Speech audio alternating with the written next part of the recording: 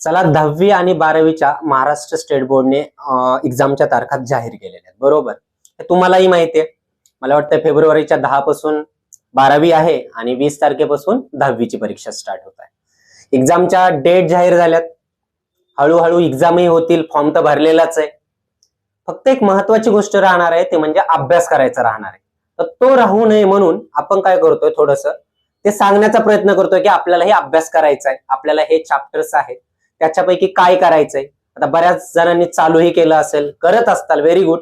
पण काही जे आहेत ज्यांना अभ्यास करायचा आहे, हे डे 1 पासून 10वीला गेल्यापासून 12वीला गेल्यापासून बोर्ड आहे, अभ्यास करायचा आहे, पण अजून स्टार्ट झालेला नाहीये. त्यासाठी आपण काय करतोय, तर ही एक जी 90 दिवसाची तयारी करून घ्यायची आपल्याला. जनरली मी 10वी विषयी बोलतो की जो मॅथ्स आणि सायन्स जनरली लोकांना अवघड विषय वाटतोय, त्याच्यासाठी आपण ही परिपूर्ण तयारी करण्याचा प्रयत्न करत आहोत. तर राहिलेत किती, 90 दिवस. ठीक आहे, 10वी साठी. मग या 90 दिवसामध्ये काय काय करता येईल, किती चॅप्टर्स आहेत, त्यांना कुठल्या चॅप्टरला किती टॅकल करायचंय, कुठला इझी आहे, कुठला हार्ड आहे. जनरली हे पण माहिती आहे तुम्हाला की किती मार्क्सचा, 80 मार्क्सचा पेपर असतो. पण 80 मार्क्सच्या पेपरमध्ये क्वेश्चन आपल्याला जवळजवळ 112 मार्क्सचे असतात विथ ऑप्शनल. मग कुठला चॅप्टर व्यवस्थित करायचा आहे, कुठल्या चॅप्टरला आपण ऑप्शनलला ठेवू शकतोय, या सगळ्या गोष्टीला आपल्याला काय करायचंय, रेडी करायचंय. ठीक आहे. तर जनरली आपण विचार काय करतो की प्रत्येकाचा एक प्लस पॉइंट असतो कुठला ना कुठला विषय.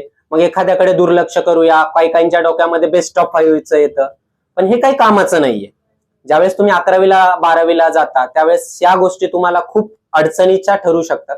त्यामुळे सगळ्याच विषयाला सेम वेटेज द्या. तो प्रश्न बाकीचा राहिला की कुठला बेस्ट ऑफ 5 मध्ये जाईल, हे उगाच विनाकारण डोक्यामध्ये आलेल्या गोष्टी आहेत. तर त्यासाठीच आम्ही तुम्हाला एकदम सोप्या लँग्वेज मध्ये काय करायचंय, आतापर्यंत क्वेश्चन्स कसे आलेले आहेत, काय झालेले आहे, हे सगळं तुमच्यापर्यंत डिलिव्हर करण्याचा प्रयत्न करत आहोत. ठीक आहे. तर याच्यामध्ये जनरली आपण जर बघितलं, आता सायन्सचा विचार करूया. मोस्ट ऑफ सायन्स आणि मॅथ्सचा आपण टॅकल करणार आहोत. सायन्स साठी मी स्वतः आणि मॅथ्स साठी आपले मॅथ्सचे सचिन सर काय करणार आहेत, हा पूर्ण पोर्शन घेणार आहोत. म्हणजे चॅप्टर वाईज असेल किंवा IMP क्वेश्चन जे असतील, बोर्डाला आतापर्यंत आलेले क्वेश्चन्स, बोर्डाचा पॅटर्न काय आहे, बोर्ड कशा रिलेटेड क्वेश्चन विचारते, आपल्याला कशा रिलेटेड अभ्यास करायचा आहे. ठीक आहे. कुठे जास्त फोकस करायचं आहे हे लक्ष दिलं पाहिजे. आपण जर बोर्डाचा पॅटर्नला चेक केलं तर आपल्याला कळून चुकतं, खूप इझी अभ्यास आहे हा. म्हणजे 10वीचं एक टेन्शन असतं, बोर्डाचा पेपर मोस्टली 10वीच्या पोरांचं. 12वीच्यांनी तर 10वी दिलेली असते, त्यामुळं त्यांना कळलेलं असतं बोर्ड काय आहे, बोर्ड कसं देणार आहेत आपण. पण 10वीच्या पोरांना बोर्ड आहे याच जास्त टेन्शन असतं. काही नाही, सेम एक्झाम असते, शाळेत जशी असते तशी बोर्डाची असते, काही फरक नसतो. फक्त बोर्ड हा शब्दच आपल्या डोक्यामध्ये सारखा वारंवार येत असतो. ठीक आहे. तर मग मी आता आपल्याला जनरली थोडंसं पेपर पॅटर्न कडे जाऊया आपण. मोस्टली सायन्सचं बघितलं आपण तर काय आहे, मी ऑलरेडी सांगितलं 80 मार्काचा 1 आणि 2 मिळून 1 आणि 2 मिळून काय 80 मार्काचा पेपर असतो, बरोबर. त्यात 112 मार्कचा पेपर ऍक्च्युअली ऑप्शनल पकडून 112 मार्क्सचा असतो. मग याच्यामध्ये जर बघितलं तर 10 मार्क्स आता पार्ट 1 च्या रिलेटेड किंवा पार्ट 2 रिलेटेड सेम पॅटर्न असतो. 10 मार्क हे कशासाठी असतात, ऑब्जेक्टिव्ह असतात. ठीक आहे. त्याच्यानंतर पुढचे 10 मार्क्स हे जे असतात ते कशासाठी असतात, शॉर्ट आन्सर क्वेश्चन साठी असतात. त्याच्यानंतर पुढचे 15 मार्क्स जे असतात लॉंग आन्सर साठी असतात. आणि लास्ट वाला 5 मार्क्सचा क्वेश्चन जो असतो तो असतो व्हेरी लॉंग. कारण की एकच क्वेश्चन असतो, 5 मार्कासाठी असतो, त्या 5 मार्काच्या दृष्टीने आपल्याला त्याला टॅकल करावं लागतं. हा झाला आपला पेपर, बरोबर. मग आता जनरली जर आपण बघितलं की 2023, 24, 25 आणि आपण 2026 मध्ये बोर्डची एक्झाम देतोय. आता आपल्याला सायन्स 1 ला 10 धडे, त्याच्यापैकी पहिला धडा जो आहे तो आहे ग्रॅव्हिटेशन. कुठला आहे, ग्रॅव्हिटेशन. आता या चॅप्टर मध्ये सुरुवात असते. 10वीला गेल्या गेल्या आपले घरचे 10वी आहे अभ्यास कर, आपण पण आता 10वीला गेलो तर अभ्यास करायचे. पहिला चॅप्टर खूप बऱ्यापैकी सगळ्या विद्यार्थ्यांचा झालेला असतो. तरी पण काय की हा चॅप्टर जो आहे तो फिजिक्सच्या रिलेटेड आहे, थोडा कन्सेप्ट रिलेटेड आहे, त्यामुळे आपल्याला तो क्लिअर करणं गरजेचं आहे. आता या चॅप्टरवर बोर्डाचा कल पहा कसा आहे. आपण पाठीमागच्या 3 वर्षाचे बोर्डाच्या पेपरचा कल बघूया.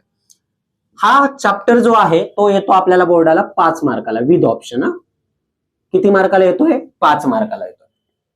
त्याच्यामध्ये 2023 मध्ये बोर्डाने याच्यावर एक 2 मार्काला क्वेश्चन विचारला होता, मास आणि वेट यातला डिफरन्स. ठीक आहे. आणि त्याच्याबरोबर तिथं विचारलं गेलेलं होतं एक न्यूमेरिकल्स, जो कशाच्या बेसवर होता? ग्रॅव्हिटेशनल फोर्सच्या रिलेटेड न्यूमेरिकल होता.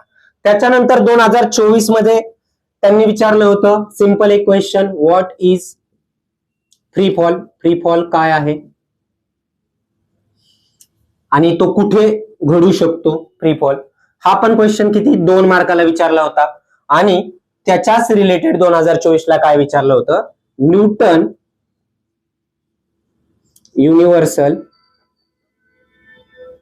लॉ च्या रिलेटेड सब क्वेश्चन विचारले होते. म्हणजे लाईक थेअरी प्लस न्यूमेरिकलचं कॉम्बिनेशन विचारलेलं होतं. आणि 2025 म्हणजेच मागच्या वर्षी यांनी परत एकदा मास आणि वेट याच्यातला डिफरन्स विचारलेला होता आणि एक आयर्न बॉल वरती न्यूमेरिकल विचारलेला होता, म्हणजेच ग्रॅव्हिटेशनलच्या रिलेटेड न्यूमेरिकल विचारलेला होता.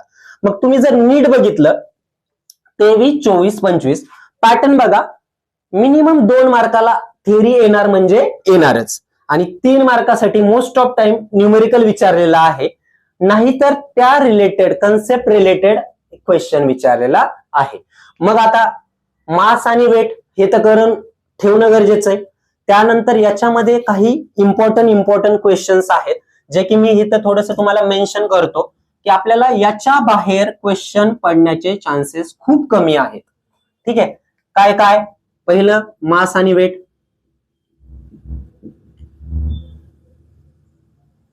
त्याच्यानंतर युनिव्हर्सल ग्रॅव्हिटेशनल लॉ, त्याच्यानंतर केपलर्स लॉ, त्याच्यानंतर acceleration due to the gravity आणि न्यूमेरिकल्स.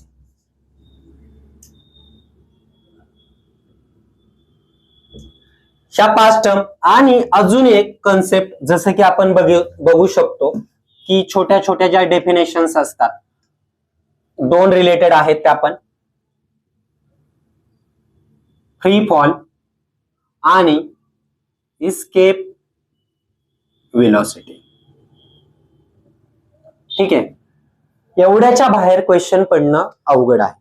तर आपण याच व्हिडिओच्या रिलेटेड काय एक ना एक जी कन्सेप्ट आहे ते क्लिअर करणार आहोत. तरी पण एक आपण मास आणि वेट याच्या रिलेटेड काय कन्सेप्ट क्लिअर करून घेऊया की बऱ्याच वेळेस विचारलेला क्वेश्चन आहे काय मास आणि वेट मधला डिफरन्स, तर तो आपण इथे पाहूया. मास आणि वेट कोणाला माहित असेल तर सांगा कमेंट मध्ये वगैरे. मास आणि बेसिक डिफरन्स काय आहे की ऐकताना मास आणि वेट कोरिलेटेड वाटतं, सेम वाटतंय की नेमका चेंज काय आहे ते पाहायचंय आपल्याला. आपल्याला पेपरमध्ये 2 मार्क देणारा क्वेश्चन आहे हा, बऱ्याच वेळेस दिलेले 2 मार्क. तर पहिला आहे मास, याची डेफिनेशन आहे actual amount of matter present in object. म्हणजे ऑब्जेक्ट मध्ये जो मॅटरचा कंटेंट आहे तेच म्हणजे काय असतं? मास असतं. आणि इकडे वेटची definition the force with which earth attract, म्हणजेच काय असतं? वेट असतं. ठीक आहे. पॉइंट क्रमांक 2, SI unit of mass is kg. ठीक आहे. SI युनिट काय असतं? System international all over world मध्ये ते एकच युनिट काय केलं जातं? त्याला कन्सिडरेबल असतं. तर काय आहे मासचं? केजी आहे. इकडे same point SI unit of weight काय असतं माहिती आहे? न्यूटन, ज्याला आपण एन ने पण डिनोट करत असतो. ठीक आहे. पॉइंट क्रमांक 3. तर तिसरा पॉइंट काय आहे? इट इज म्हणजेच मास, इट इज स्केलर क्वांटिटी. कुठली क्वांटिटी आहे? स्केलर क्वांटिटी आहे. आणि it is vector quantity.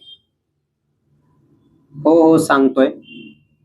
Scalar आणि वेक्टर काय असतं माहितच असेल तुम्हाला, बरोबर? तर स्केलर क्वांटिटी म्हणजे काय असते? अशी क्वांटिटी ज्याच्यामध्ये फक्त आणि फक्त मॅग्निट्यूड असतं, त्याला डायरेक्शनचा त्याच्यावर कसल्याही प्रकारचा इम्पॅक्ट होत नसतो, त्याला म्हणतो आपण स्केलर क्वांटिटी. म्हणजे मास, मला सांगा, मास कुठेही गेलं तरी काही त्याच्यावर इम्पॅक्ट होणार आहे का? चेंज होणार आहे का? त्याच्यामध्ये डायरेक्शनचा त्याच्यावर कसल्याही प्रकारचा इम्पॅक्ट होत नसतो. मग तुम्ही कुठेही असू द्या, त्याच्यामध्ये काही चेंज होणार नाही. परंतु जर वेक्टर बघितलं तर वेक्टर मध्ये काय असतंय? मॅग्निट्यूड पण असते आणि डायरेक्शन पण असते, बरोबर?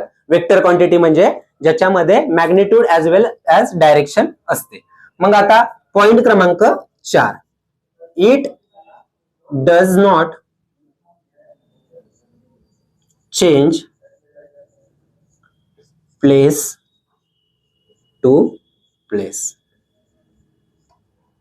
आणि इकडे इट चेंज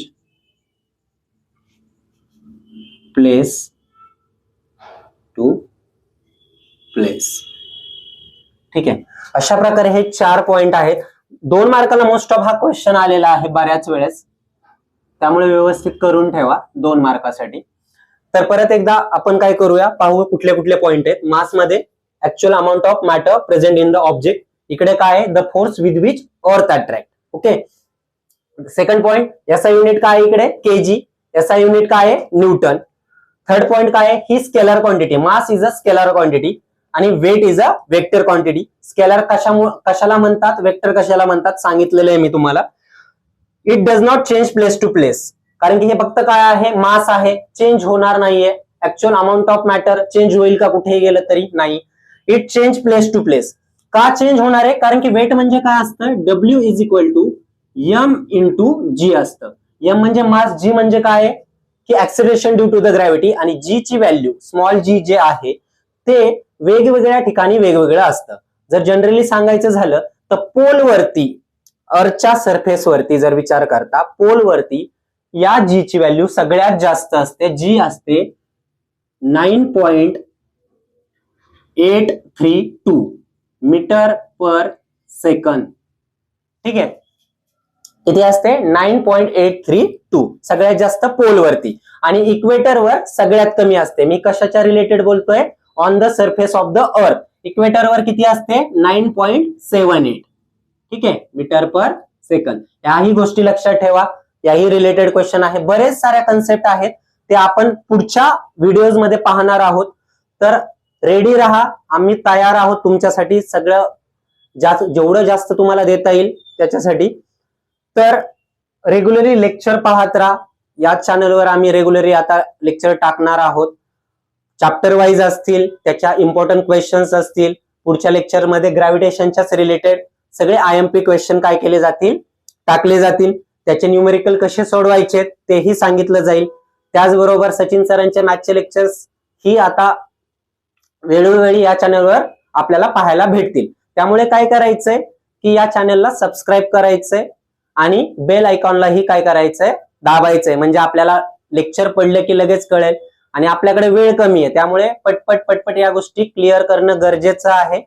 सो आपणही पाहायचंय, आपल्या मित्राला सांगायचंय, कारण की आपला फायदा होतोय तर आपल्या मित्रांपर्यंतही पोहोचू द्या या गोष्टी. ठीक आहे, चला, थँक्यू, भेटूया.